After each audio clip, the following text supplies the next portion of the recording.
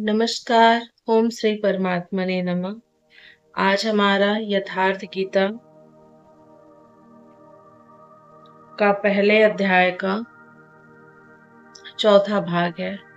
तो चलिए अपने पाठ को हम प्रारंभ करते हैं।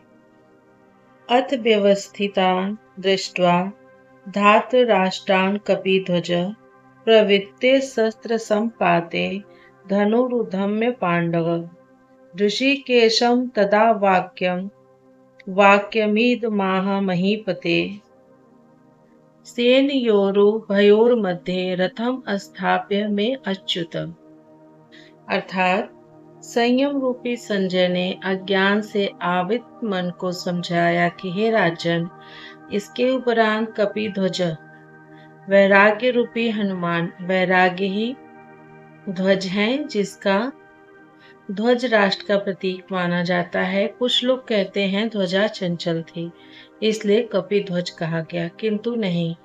यहाँ कपि साधारण बंदर नहीं, स्वयं हनुमान थे, जिन्होंने मान अपमान का हनन किया था। सम्मान निरादर आदरहि। पतंजलि योग दर्शन में भी प्रकृति की देखी सुनी वस्तुओं से, विषयों से राग का त्याग ही वैराग्य है, ऐसा लिखा गया है। उस अर्जुन ने, अतः वैराग्य ही जिसकी ध्वजा है, उस अर्जुन ने व्यवस्थित रूप से धृतराष्ट्र पुत्रों को खड़े देखकर शस्त्र चलने की तैयारी के समय धनुष उठाकर ऋषिकेशम, जो हृदय के सर्वज्ञाता हैं, उन योगेश्वर श्री कृष्ण से यह वचन कहा, हे अच्युत, जो कभी च्युत नहीं होता, मेरे रथ को दोनों सेनाओं के बीच खड़ा करिए। यहाँ सारथी को दिया गया आदेश नहीं, इष्ट सद्गुरु से की गई प्रार्थना है, किस लिए खड़ा करें। यावदेतानि निरीक्षेऽहं योद्धा कामान् वस्थितान् कैर्मया सह योद्धव्यमस्मिन् रणसमुद्यमे। जब तक मैं इन स्थित हुए युद्ध की कामना वालों को अच्छी प्रकार देख न लूं, इस युद्ध के उद्योग में मुझे किन किन के साथ युद्ध करना योग्य है, इस युद्ध व्यापार में मुझे किन किन के साथ युद्ध करना है। योतस्य मानान् वेक्षे अहम यह यत्रे अत्र समागता धातराष्ट्रश्च दुर्बुद्धेय युद्धे प्रिय चितिर पशुः। दुर्बुद्धि दुर्योधन का युद्ध में कल्याण चाहने वाले जो राजा लोग इस सेना में आए हैं, उन युद्ध करने वालों को मैं देखूंगा, इसीलिए खड़ा करें। मोह रूपी दुर्योधन, मोहमयी प्रवृत्तियों का कल्याण चाहने वाले जो राजा इस युद्ध में आए हैं, उनको मैं देख लूं। संजय उवाच। संजय ने कहा, एवं मुक्तो ऋषिकेशो गुडाकेशेन भारत सेनयोरुभयोर्मध्ये स्थापयित्वा रथोत्तमम् भीष्मद्रोण प्रमुक्त सर्वेषां च महिषिता उवाच पार्थ पश्यन्तान् संवेत्तान् कुरुनिति। अर्थात संजय बोला, निद्राजयी अर्जुन द्वारा इस प्रकार कहे जाने पर हृदय के ज्ञाता श्री कृष्ण ने दोनों सेनाओं के बीच भीष्म, द्रोण और महीक्षिताम शरीर रूपी पृथ्वी पर अधिकार जमाए हुए संपूर्ण राजाओं के बीच उत्तम रथ को खड़ा करके कहा, पार्थ, इन इकट्ठे हुए कौरवों को देख। यहाँ उत्तम रथ सोने चांदी का रथ नहीं है। संसार में उत्तम की परिभाषा नश्वर के प्रति अनुकूलता प्रतिकूलता से की जाती है। यह परिभाषा अपूर्ण है। जो हमारे आत्मा, हमारे स्वरूप का सदैव साथ दे, वही उत्तम है, जिसके पीछे अनुत्तम मलिनता न हो। तत्रा पश्यति अस्थान पार्थ पितृनथ पितामहान् आचार्यन् मातुलान् भ्रातॄन् पुत्रान् पौत्रान् सखीस्तथा स्वसुरान् सुहृदश्चैव सेनयोरुभयोरपि। अर्थात इसके उपरांत अचूक लक्ष्य वाले पार्थिव शरीर को रथ बनाने वाले पार्थ ने उन दोनों सेनाओं में स्थित पिता के भाइयों को, पितामहों को, आचार्यों को, मामाओं को, भाइयों को, पुत्रों को, पौत्रों को, मित्रों को, ससुरों को और सुहृदों को देखा।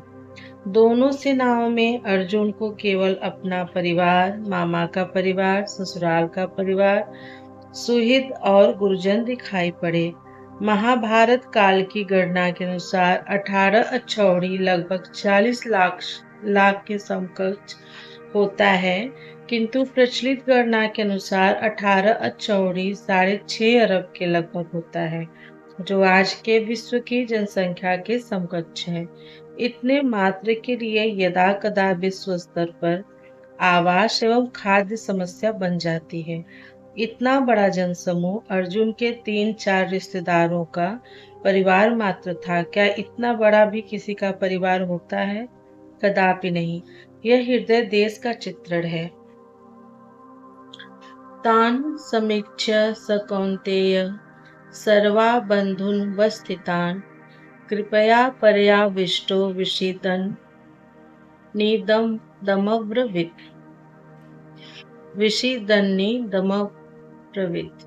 इस प्रकार खड़े हुए उन संपूर्ण बंधुओं को देखकर अत्यंत करुणा से आवृत्त वह कुंती पुत्र अर्जुन शोक करता हुआ बोला। अर्जुन शोक करने लगा क्योंकि उसने देखा कि यह सब तो अपना परिवार ही है। अतः बोला, अर्जुन ने कहा, हे कृष्ण, युद्ध की इच्छा वाले खड़े हुए इस स्वजन समुदाय को देखकर मेरे अंग शिथिल हुए जाते हैं, मुख सूखा जाता है और मेरे शरीर में कंप तथा रोमांच हो रहा है। इतना ही नहीं, हाथ से गांडीव गिरता है, त्वचा भी जल रही है। अर्जुन को ज्वर सा हो आया, संतप्त हो उठा कि यह कैसा युद्ध है जिसमें स्वजन ही खड़े हैं। अर्जुन को भ्रम हो गया। वह कहता है, अब मैं खड़ा रह पाने में भी अपने को असमर्थ पा रहा हूँ। निमित्तानि सपश्यामि विपरीतानि केशव न च श्रेयो अनुपश्यामि हत्वा स्वजन माहवे। हे केशव, इस युद्ध का लक्षण भी विपरीत ही देखता हूँ। युद्ध में अपने कुल को मारकर परम कल्याण भी नहीं देखता हूँ। कुल को मारने से कल्याण कैसे होगा? संपूर्ण परिवार युद्ध के मुहाने पर है। इन्हें युद्ध में मारकर विजय से मिलने वाला राज्य और राज्य से मिलने वाला सुख अर्जुन को नहीं चाहिए। वह कहता है, कृष्ण, मैं विजय नहीं चाहता, राज्य तथा सुख भी नहीं चाहता। हे गोविंद, हमें राज्य या भोग अथवा जीवन से भी क्या प्रयोजन है? क्यों? इस पर कहता है, हमें जिनके लिए राज्य, भोग और सुखाधिक इच्छित है, वे ही परिवार जीवन की आशा त्याग कर युद्ध के मैदान में खड़े हैं। हमें राज इच्छित था तो परिवार को लेकर भोग, सुख और धन की पिपासा थी तो स्वजन और परिवार के साथ उन्हें भोगने की थी। किंतु जब सबके सब प्राणों की आशा त्याग कर खड़े हैं तो मुझे सुख, राज्य या भोग नहीं चाहिए। यह सब इन्हीं के लिए प्रिय थे। इनसे अलग होने पर हमें इनकी आवश्यकता नहीं है। जब तक परिवार रहेगा तब तक ये वासनाएं भी रहती हैं। झोपड़ी में रहने वाला भी अपने परिवार, मित्र और स्वजन को मारकर विश्व का साम्राज्य स्वीकार नहीं करेगा। अर्जुन भी यही कहता है कि हमें भोग प्रिय थे, विजय प्रिय थी, किंतु जिनके लिए थी, जब वे ही नहीं रहेंगे तो भोगों से क्या प्रयोजन है? इस युद्ध में मारना किसे है? इस युद्ध में मारना है आचार्य को, ताऊ को, चाचा के लड़के को, चाचा को और इसी प्रकार दादा, मामा, ससुर, पोते, साले तथा समस्त संबंधी ही हैं।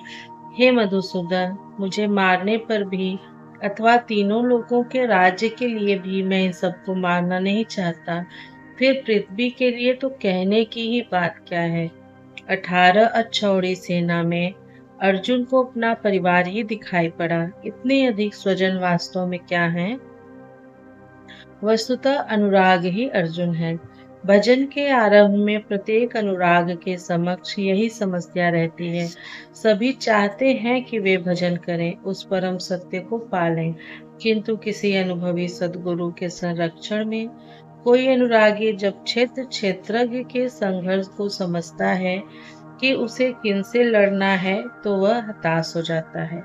वह चाहता है कि उसके पिता का परिवार, ससुराल का परिवार, मामा का परिवार, सुहृद, मित्र और गुरुजन साथ रहें, सभी सुखी रहें, और इन सब की व्यवस्था करते हुए वह परमात्म स्वरूप की प्राप्ति भी कर ले।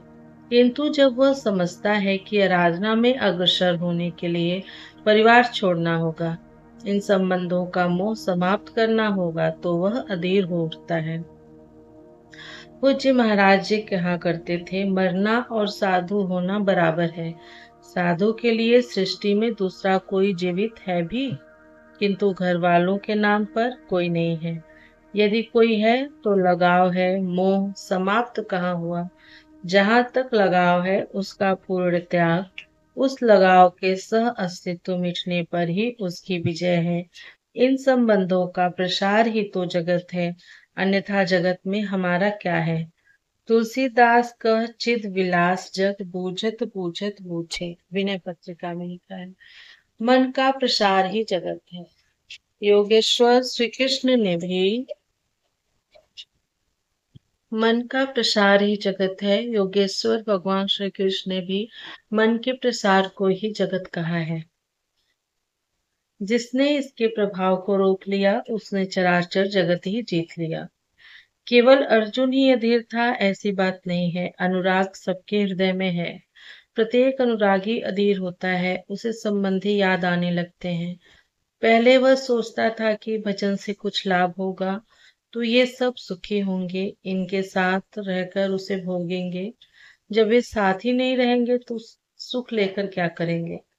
अर्जुन की दृष्टि राज्य सुख तक ही सीमित थी। वह त्रिलोकी के साम्राज्य को ही सुख की पराकाष्ठा समझता था। इसके आगे भी कोई सत्य है, इसकी जानकारी अर्जुन को अभी नहीं है। हे जनार्दन, धृतराष्ट्र के पुत्रों को मारकर भी हमें क्या प्रसन्नता होगी। जहाँ धृतराष्ट्र अर्थात धृष्टता का राष्ट्र है, उससे उत्पन्न मोह रूपी दुर्योधन इत्यादि को मारकर भी हमें क्या प्रसन्नता होगी। इन आतताइयों को मारकर हमें पाप ही तो लगेगा। जो जीवन यापन के तुच्छ लाभ के लिए अनीति अपनाता है, वह आतताई कहलाता है। किंतु वस्तुतः इससे भी बड़ा आतताई वह है जो आत्मा के पथ में अवरोध उत्पन्न करता है। आत्मदर्शन में बाधक काम, क्रोध, लोभ, मोह आदि का समूह ही आतताई है। इससे हे माधव, अपने बांधव धृतराष्ट्र के पुत्रों को मारने के लिए हम योग्य नहीं हैं। स्व बांधव कैसे, वे तो शत्रु थे ना। वस्तुतः शरीर के रिश्ते अज्ञान से उत्पन्न होते हैं। यह मामा है, ससुराल है, स्वजन समुदाय है, यह सब अज्ञानी ही तो हैं। जब शरीर ही नश्वर है तब इसके रिश्ते ही कहाँ रहेंगे। मोह है तभी तक सुहित्र है, हमारा परिवार है, हमारी दुनिया है। मोह नहीं तो कुछ भी नहीं। इसलिए वे शत्रु भी अर्जुन को स्वजन दिखाई पड़े। वह कहता है कि अपने कुटुंब को मारकर हम कैसे सुखी होंगे। यदि यह ज्ञान और मोह न रहे तो कुटुंब का अस्तित्व न हो। यह अज्ञान ज्ञान का प्रेरक भी है। भर्तृहरि, तुलसी इत्यादि अनेक महानुभावों को वैराग्य की प्रेरणा पत्नी से मिली, तो कोई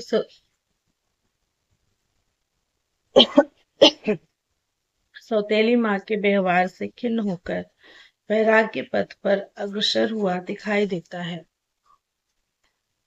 यद्यपि लोभ से भ्रष्ट चित्त हुए ये लोग कुलनाश के दोष और मित्रद्रोह के पाप को नहीं देखते हैं, यह उनकी कमी है। फिर भी हे जनार्दन, कुलनाश से होने वाले दोषों को जानने वाले हम लोगों को इस पाप से हटने के लिए क्यों नहीं विचार करना चाहिए। मैं ही पाप करता हूँ ऐसी बात नहीं, आप भी भूल करने जा रहे हैं। श्री कृष्ण पर भी आरोप लगाया। अभी वह समझ में अपने को श्री कृष्ण से कम नहीं मानता। प्रत्येक नया साधक सद्गुरु की शरण जाने पर इसी प्रकार तर्क करता है और अपने को जानकारी में कम नहीं समझता।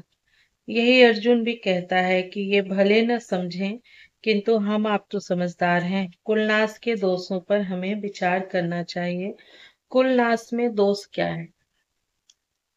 कुल के नाश होने से सनातन कुल धर्म नष्ट हो जाते हैं। अर्जुन कुल धर्म कुलाचार को ही सनातन धर्म समझ रहा था। धर्म के नाश होने पर संपूर्ण कुल को पाप भी बहुत दबा लेता है। हे कृष्ण, पाप के अधिक बढ़ जाने से कुल की स्त्रियां दूषित हो जाती हैं। स्त्रियों के दूषित होने पर वर्ण संकर उत्पन्न होता है। अर्जुन की मान्यता थी कि कुल की स्त्रियों के दूषित होने से वर्ण संकर होता है, किंतु श्री कृष्ण ने इसका खंडन करते हुए आगे बताया कि मैं अथवा स्वरूप में स्थित महापुरुष यदि आराधना क्रम में भ्रम उत्पन्न कर दें तब वर्ण संकर होता है। वर्ण संकर के दोषों पर अर्जुन प्रकाश डालता है। वर्ण संकर कुल घातियों और कुल को नरक में ले जाने के लिए ही होता है। लुप्त हुई पिंडोतक क्रिया वाले इनके पितर लोग भी गिर जाते हैं। वर्तमान नष्ट हो जाता है, अतीत के पितर गिर जाते हैं और भविष्य वाले भी गिरेंगे। इतना ही नहीं, इन वर्ण संकर कारक दोषों से कुल और कुल घातियों के सनातन कुल धर्म और जाति धर्म नष्ट हो जाते हैं। अर्जुन मानता था कि कुल धर्म सनातन है, कुल धर्म ही शाश्वत है, किंतु श्री कृष्ण ने इसका खंडन किया और आगे बताया कि आत्मा ही सनातन शाश्वत धर्म है। वास्तविक सनातन धर्म को जानने से पहले मनुष्य धर्म के नाम पर किसी न किसी रूढ़ी को जानता है। ठीक इसी प्रकार अर्जुन भी जानता है जो श्री कृष्ण के शब्दों में एक रूढ़ी है। हे जनार्दन, नष्ट हुए कुल धर्म वाले मनुष्यों का अंत अनंत काल तक नरक में वास होता है, ऐसा हमने सुना है। केवल कुल धर्म ही नहीं नष्ट होता, बल्कि शाश्वत सनातन धर्म भी नष्ट हो जाता है। जब धर्म ही नष्ट हो गया, तब ऐसे पुरुष का अनंत काल तक नरक में निवास होता है, ऐसा हमने सुना है, देखा नहीं सुना है। शोक है कि हम लोग बुद्धिमान होकर भी महान पाप करने को तैयार हुए हैं। राज्य और सुख के लोभ से अपने कुल को मारने के लिए उद्यत हुए हैं। अभी अर्जुन अपने को कम ज्ञाता नहीं समझता। आरंभ में प्रत्येक साधक इसी प्रकार बोलता है। महात्मा बुद्ध का कथन है कि मनुष्य जब अधूरी जानकारी रखता है तो अपने को महान ज्ञानी समझता है, और जब आधे से आगे की जानकारी हासिल करने लगता है तो अपने को महान मूर्ख समझता है। ठीक इसी प्रकार अर्जुन भी अपने को ज्ञानी ही समझता है। वह श्री कृष्ण को ही समझाता है कि इस पाप से परम कल्याण हो, ऐसी बात भी नहीं। केवल राज्य और सुख के लोभ में पड़कर हम लोग कुल नाश करने को उद्यत हुए हैं। महान भूल कर रहे हैं, हम ही भूल कर रहे हैं, ऐसी बात नहीं। आप भी भूल कर रहे हैं। एक धक्का श्री कृष्ण को भी दिया। अंत में अर्जुन अपना निर्णय देता है। यदि मुझ शस्त्र रहित सामना न करने वाले को शस्त्रधारी धृतराष्ट्र के पुत्र रण में मारें, तो उनका वह मारना भी मेरे लिए अति कल्याणकारी होगा। इतिहास तो कहेगा कि अर्जुन समझदार था, जिसने अपनी बलि देकर युद्ध बचा लिया। लोग प्राणों की आहुति दे डालते हैं, भोले भाले मासूम बच्चे सुखी रहें, फूल तो बचा रहे। मनुष्य विदेश चला जाए, वैभवपूर्ण प्रसाद में रहे, किंतु 2 दिन बाद उसे अपनी छोड़ी हुई झोपड़ी याद आने लगती है। मोह इतना प्रबल होता है। इसलिए अर्जुन कहता है कि धृत शस्त्रधारी धृतराष्ट्र के पुत्र मुझ न प्रतिकार करने वाले को रण में मार दें, तब भी वह मेरे लिए अति कल्याणकारी होगा, ताकि लड़के तो सुखी रहें। संजय ने कहा, कि रणभूमि में शोक से उद्विग्न मन वाला अर्जुन इस प्रकार कहकर बाण सहित धनुष को त्याग कर रथ के पिछले भाग में बैठ गया। अर्थात क्षेत्र क्षेत्रज्ञ के संघर्ष में भाग लेने से पीछे हट गया। निष्कर्ष। गीता क्षेत्र क्षेत्रज्ञ के युद्ध का निरूपण है। यह ईश्वरीय विभूतियों से संपन्न भगवत स्वरूप को दिखाने वाला गायन है।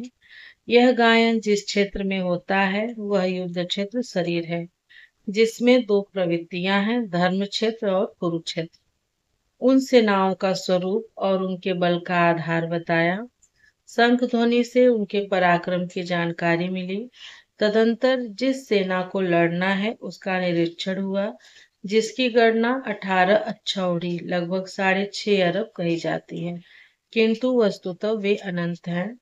प्रकृति के दृष्टिकोण दो हैं, एक स्टोनमुखी प्रवृत्ति दैवी संपद, दूसरी बहिर्मुखी प्रवृत्ति आसुरी संपद। दोनों प्रकृति हैं, एक इष्ट की ओर उन्मुख करती है, परम धर्म परमात्मा की ओर ले जाती है, और दूसरी प्रकृति में विश्वास दिलाती है।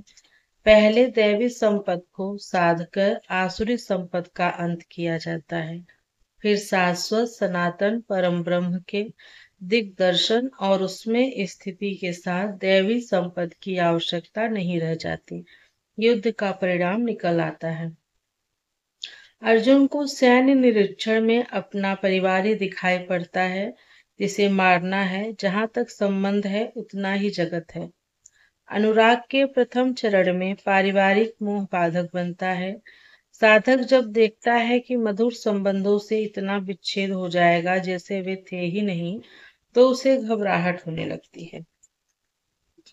स्वजनासक्ति को मारने में उसे अकल्याण दिखाई देने लगता है। वह प्रचलित रूढ़ियों में अपना बचाव ढूंढने लगता है, जैसा अर्जुन ने किया। उसने कहा, कुल धर्म ही सनातन धर्म है। इस युद्ध से सनातन धर्म नष्ट हो जाएगा। कुल की स्त्रियां दूषित होंगी, वर्ण संकर पैदा होगा, जो कुल और कुलघातियों को अनंत काल तक नरक में ले जाने के लिए ही होता है। अर्जुन अपनी समझ से सनातन धर्म की रक्षा के लिए विकल है। उसने श्री कृष्ण से अनुरोध किया कि हम लोग समझदार होकर भी यह महान पाप क्यों करें, अर्थात श्री कृष्ण भी पाप करने जा रहे हैं। अंतोगत्वा पाप से बचने के लिए मैं युद्ध नहीं करूंगा। ऐसा करता हुआ हताश अर्जुन रथ के पिछले भाग में बैठ गया, क्षेत्र क्षेत्रज्ञ के संघर्ष से पीछे हट गया। टीकाकारों ने इस अध्याय को अर्जुन विषाद योग कहा है। अर्जुन अनुराग का प्रतीक है। सनातन धर्म के लिए विकल होने वाले अनुरागी का विषाद योग का कारण बनता है। यह विषाद मनु को हुआ था। हृदय बहुत दुख लाग, जन्म गयो हरि भगत बिन, रामचरितमानस। संशय में पड़कर ही मनुष्य विषाद करता है। उसे संदेह था कि वर्ण संकर पैदा होगा, जो नरक में ले जाएगा।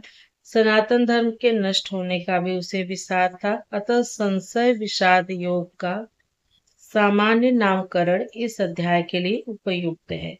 इस प्रकार श्रीमद् भगवद गीता रूपी उपनिषद एवं ब्रह्म विद्या तथा योग शास्त्र विषयक श्री कृष्ण और अर्जुन के संवाद में संशय विषाद योग नामक प्रथम अध्याय पूर्ण होता है। हरे नमः, हरे नमः, हरे नमः। ओम नमः पार्वती पतये, हर हर महादेव। हमारा आज के वीडियो में यथार्थ गीता का पहला अध्याय पूर्ण होता है। अब अगले वीडियो में हम यथार्थ गीता के दूसरे अध्याय का पाठ करेंगे।